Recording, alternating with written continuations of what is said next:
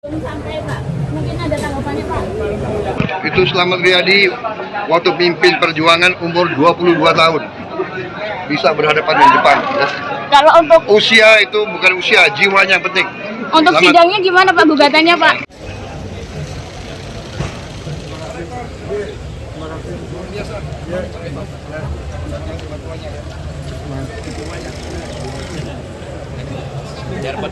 Ya, permisi. Oke, permisi.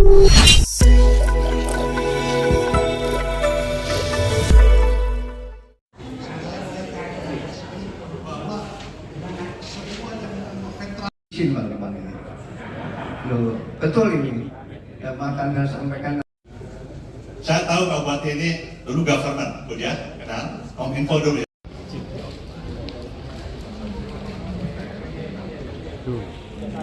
Duduk begini, Alphard.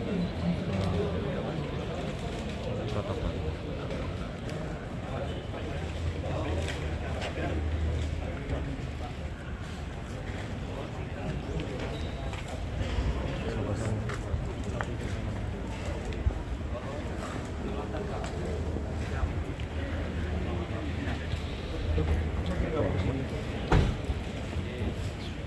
Sebelah kono.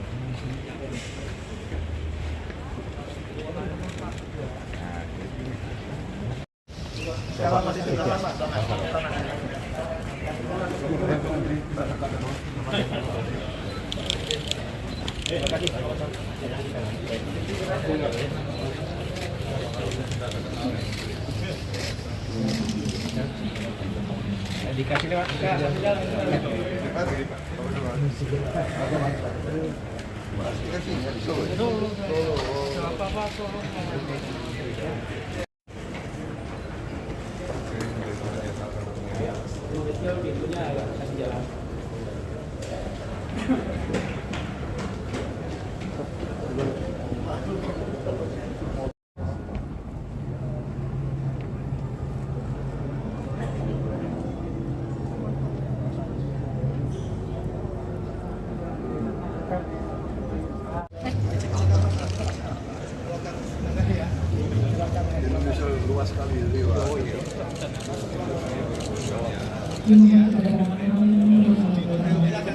Kota Surakarta, Bapak Gibran Rakabumi, yang kami hormati pengurus DPP wabarakatuh. Tuhan Yang Maha Kuasa, berkat rahmat dan ridhonya, kita dapat berkumpul di tempat ini. Pertempuran Solo tanggal 7 sampai 10 Agustus 1949. Hasil perundingan formal antara pemerintah Republik Indonesia dengan pemerintah Belanda menghasilkan penghentian tembak-menembak antara TNI dan para pejuang di satu pihak melawan tentara Belanda. Atas dasar itu, maka Presiden Panglima Tertinggi Angkatan Perang Republik Indonesia dan Wakil Tinggi Mahkota Belanda, Dr. LDMP, sebagai Panglima Angkatan Perang Belanda di Indonesia, memerintahkan pasukannya masing-masing untuk meletakkan senjata. Menindaklanjuti kesepakatan antara Indonesia Belanda tersebut pada tanggal 3 Agustus 1949, Presiden Soekarno memerintahkan penghentian tembak-menembak antara kedua pihak yang berlaku mulai tanggal 10 Agustus 1949 pukul 24.00 untuk Jawa dan tanggal 14 Agustus 1949 pukul 24.00 untuk Sumatera. Selanjutnya, Panglima Besar Sudirman mengeluarkan radiogram nomor 104 X12 radiogram 49 kepada seluruh kesatuan TNI sebagai perintah pelaksanaan tentang berlakunya perintah penghentian tembak-menembak. Sebelum tiba saat berlakunya penghentian tembak-menembak tersebut, Brigade 5 Garis 2 yang dipimpin Letnan Kolonel Ignatius Slamet Riyadi, seorang pemuda remaja berumur 22 tahun, mengerahkan kekuatannya untuk melancarkan serangan umum terhadap kota Solo yang pada waktu itu masih diduduki Belanda. Serangan umum atas kota Solo ini berlangsung selama 4 hari, mulai tanggal 7 Agustus 1949 sampai 10 Agustus 1949. Serangan ini merupakan serangan perpisahan sesuai dengan surat perintah penghentian tembak-menembak antara kedua belah pihak. Pada saat itu, kekuatan tentara Belanda sebesar 1 batalion tersebar di berbagai bagian kota. Serangan dari pasukan TNI dan para pejuang ini dilakukan dalam 2 gelombang. Gelombang pertama pada tanggal 7 Agustus 1949 dengan kekuatan 2.000 gerilyawan yang dimulai dengan penyusupan dari pasukan Sekwerkreis 1 serta para gerilyawan ke dalam kota untuk menguasai kampung-kampung, sementara pihak Belanda tetap dikonsentrasikan di dalam markasnya. Kendaraan-kendaraan lapis baja yang simpang siur di jalan-jalan sambil mengemburkan pelurunya. Pertempuran kedua pihak berlangsung dengan sengit. Pada tanggal 8 Agustus 1949, pasukan TNI memasang rintangan di jalan-jalan guna menghambat kelancaran gerak maju pasukan bantuan Belanda. Bantuan dari luar kota dihambat oleh pasukan TNI yang menghadang di daerah Boyolali dan Kartosuro. Karena bantuan lewat darat tidak berhasil, maka Belanda kembali menggunakan kekuatan udaranya, menggunakan 2 buah pesawat bomber dan 4 buah pesawat P-51 Mustang, serta pasukan yang diterjunkan di lapangan terbang Panasan Solo. Namun serangan Belanda ini tidak mengubah jalannya pertempuran. Sebaliknya, pasukan Belanda justru semakin terdesak. Hampir seluruh kota Solo dikuasai oleh TNI dan para pejuang.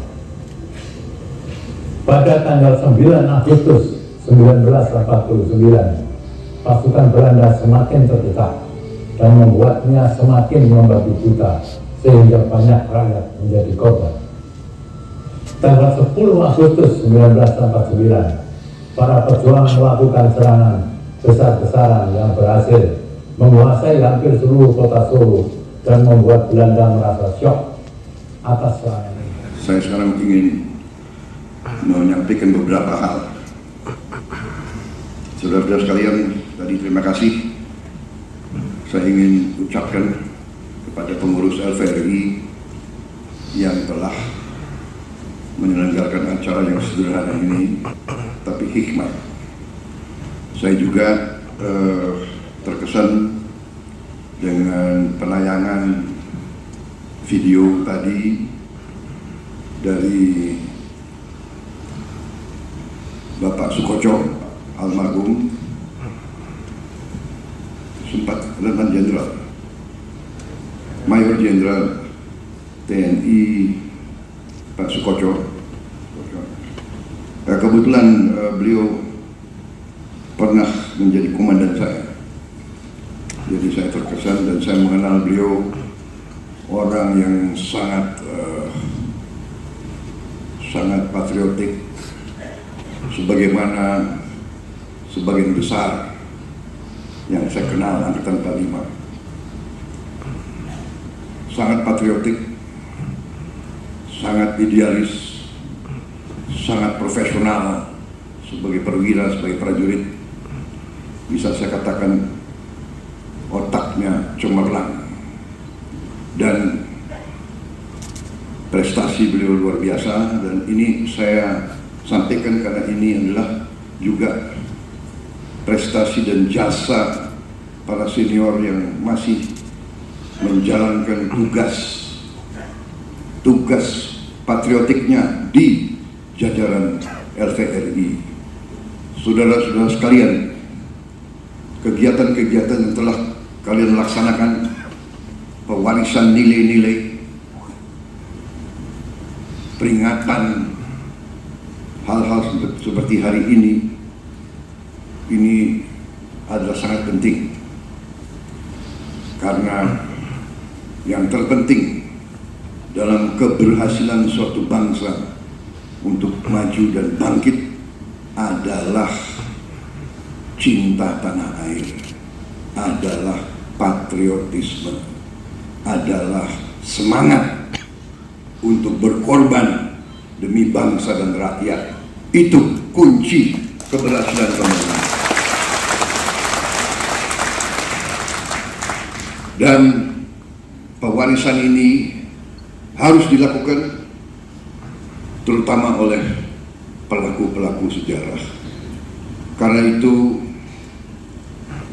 di sini saya lihat peran LVRI yang mungkin di masyarakat hari ini condong veteran dilupakan, condong veteran dianggap mungkin sepintas lalu. Di era sekarang, tidak hanya di Indonesia, di seluruh dunia,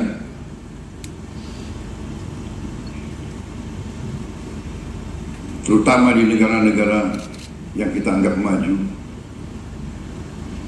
yang dominan sekarang adalah penghormatan kepada uang, penghormatan kepada kapitalisme, seolah-olah yang punya uang itulah yang hebat, yang punya uang itulah yang harus dihormati.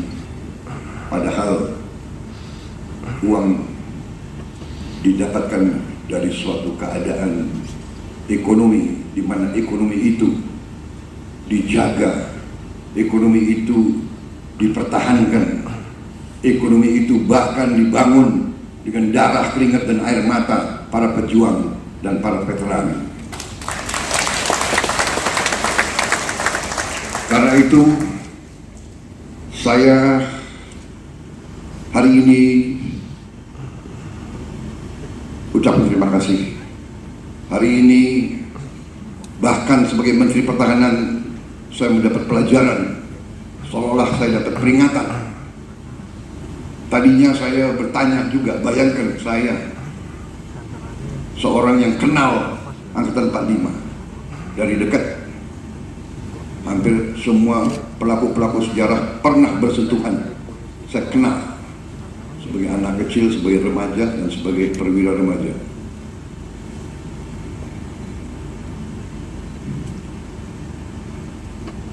Bahkan saya pernah diangkat-angkat oleh Bung Karno, saya pernah. Bung Hatta saya kenal. Abdul Haris Nasution saya kenal baik. Pelaku-pelaku sejarah, Jenderal Soeharto pun saya kenal baik.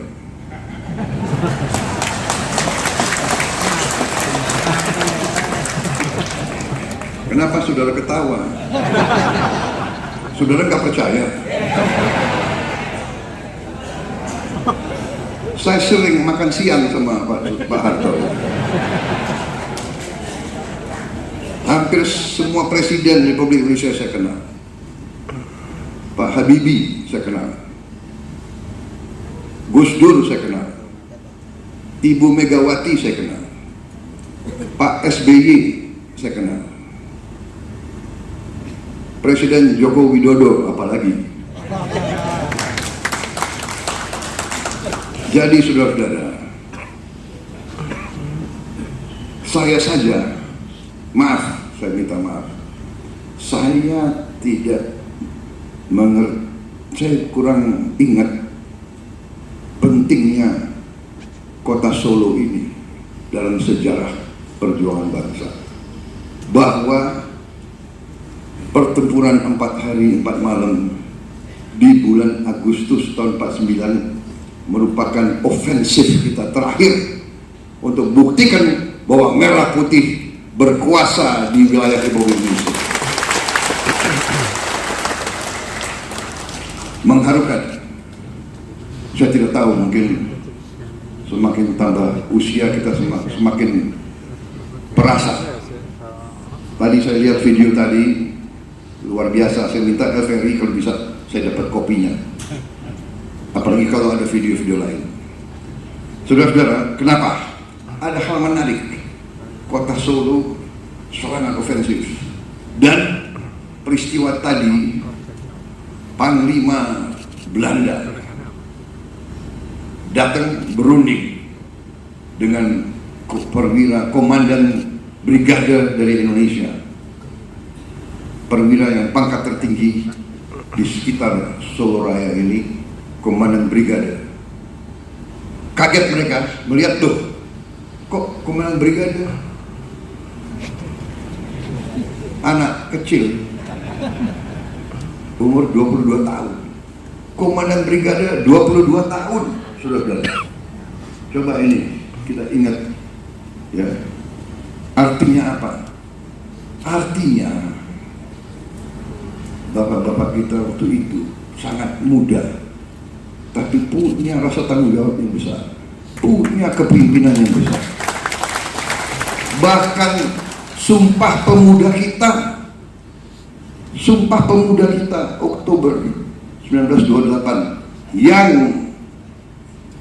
merupakan tonggak, salah satu tonggak awal dari perjuangan kemerdekaan kita, juga dideklarasikan, disusun oleh anak-anak muda umurnya 20 tahun semua. Ini sejarah kita. Ini saya kira pelajaran bagi kita semua. Jenderal Kolonel Belanda datang berunding, dia kira siapa ini? Panglimanya musuh, panglimanya Republikan yang kita perang selama sekian tahun. Saya ingin ketemu, tiba-tiba anak muda 22 tahun yang muncul, luar biasa. Jadi pemimpin kalau usia muda itu belum tentu tidak bisa, saudara-saudara.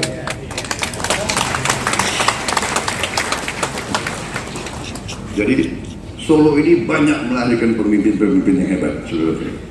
Itu yang saya ingin sampaikan. Terima kasih Alveri, penghargaan saya dan permintaan saudara saya akan, tadi saya catat, ya, dan kita perjuangkan.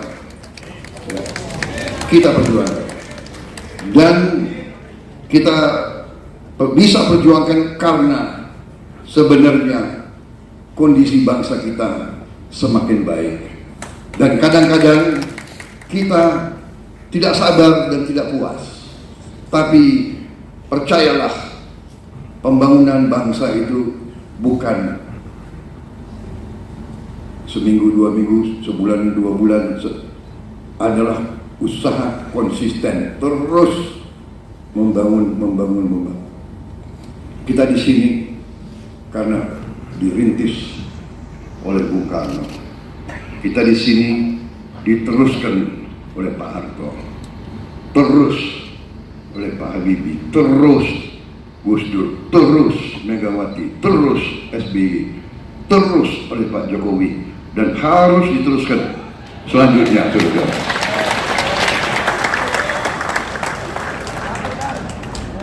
Siapapun presidennya, karena bukan presiden, bukan satu orang yang membangun negara. Presiden didukung oleh semua komponen, seluruh bangsa berjasa untuk membangun negara ini. Harus kita ingat itu, dan kondisi bangsa kita harus diakui semakin baik. Hari ini kita tergolong ekonomi ke-16 di dunia. Dari 200 negara kita ekonomi ke-16, dan semakin tahun semakin baik. Diperkirakan dalam waktu yang tidak lama lagi kita akan menjadi ekonomi ke-10, ke-9, bahkan menjelang Indonesia Emas tahun 2045,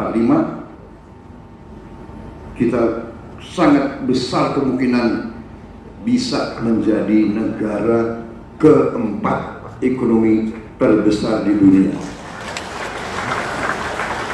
Bukan kata kita, kata pakar-pakar dunia.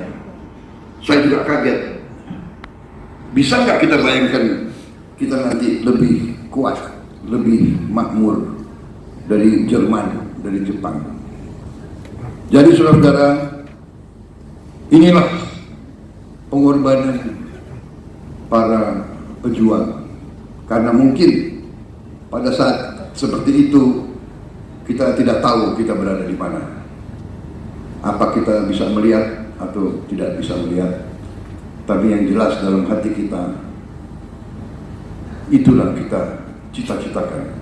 Indonesia terhormat, Indonesia kuat, Indonesia makmur, seluruh rakyat Indonesia dapat penghidupan yang baik, tidak ada kemiskinan di bumi Indonesia, tidak selalu orang Indonesia harus berjuang dengan UMR dan sebagainya.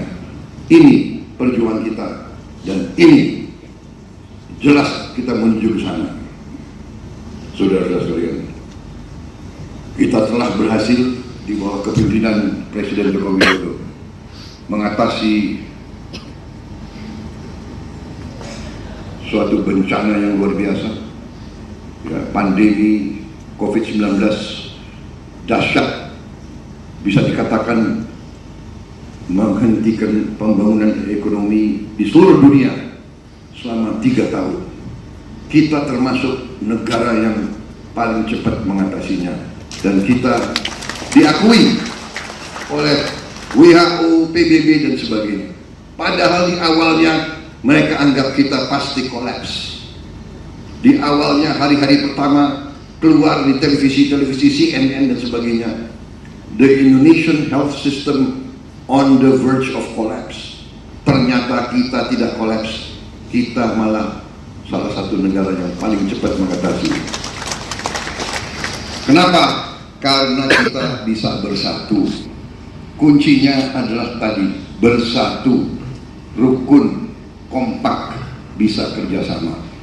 Saya kira itu dari semua kajian strategis internasional, mereka sudah menganggap Indonesia pasti menjadi negara yang sangat kuat, makmur. Tapi ada syarat. Nah itu, ini kata-kata mereka. Syaratnya adalah, can the Indonesian elite work together? Apakah elit Indonesia bisa bekerja sama, bisa kompak, bisa rukun? Ini yang harus kita perjuangkan. Apapun partai politik, apapun latar belakang, apapun asal usul, kita harus kerjasama, kita harus kompak, kita harus rukun untuk menuju Indonesia yang kita cita-citakan. Dan karena kondisi semakin baik, saya akan perjuangkan, saya akan usulkan ke Presiden untuk kita coba memperbaiki kondisi-kondisi veteran dimanapun, saudara-saudara.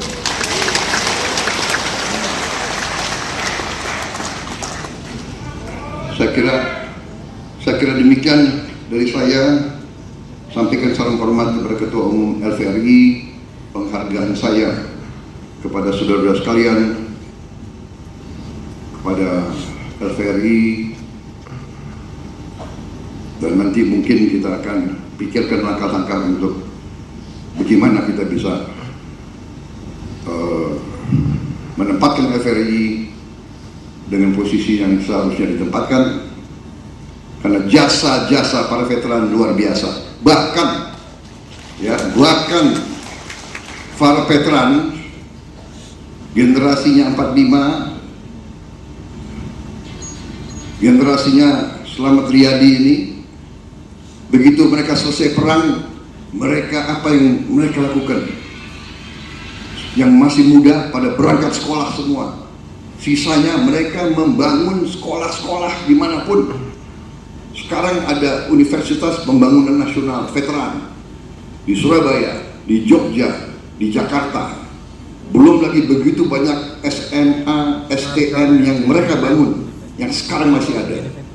Itulah prestasi para veteran. Mereka hanya ingin Indonesia terhormat, Indonesia makmur, Indonesia sejahtera. Itu yang mereka cita-citakan.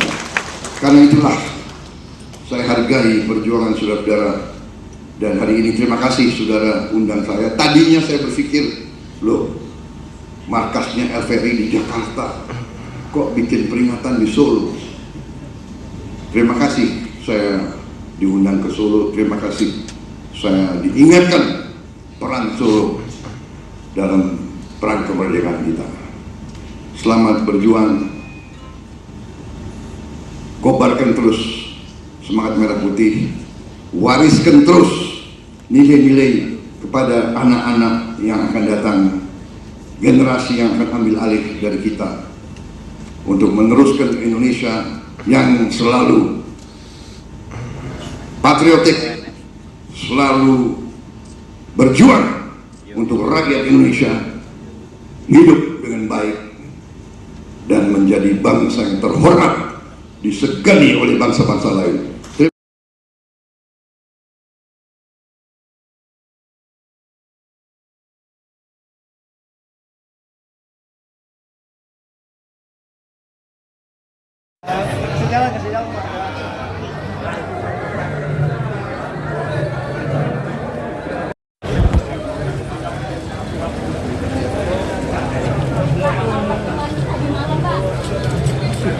Batas usianya Mas Gibran belum sampai, Pak. Mungkin ada tanggapannya, Pak. Selamat Riyadi waktu pemimpin perjuangan umur 22 tahun bisa berhadapan dengan Jepang. Kalau untuk Usia itu bukan usia, jiwanya penting. untuk sidangnya gimana, Pak, gugatannya, Pak? Ya tanya aja sana. Pendapatnya jenengan, Pak, gimana, Pak? Peluang Mas Gibran jadi cawapres, Pak. Terima kasih. Pak, soal amandemen Terima kasih. Kemarin ketemu sama Afif Lutfi, gimana Pak waktu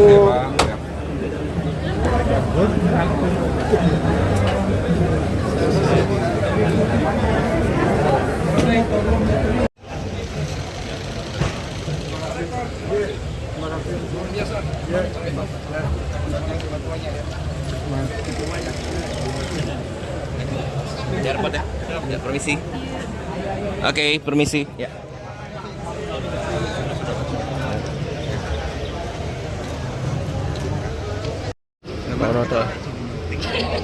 Oh, sing nang kono.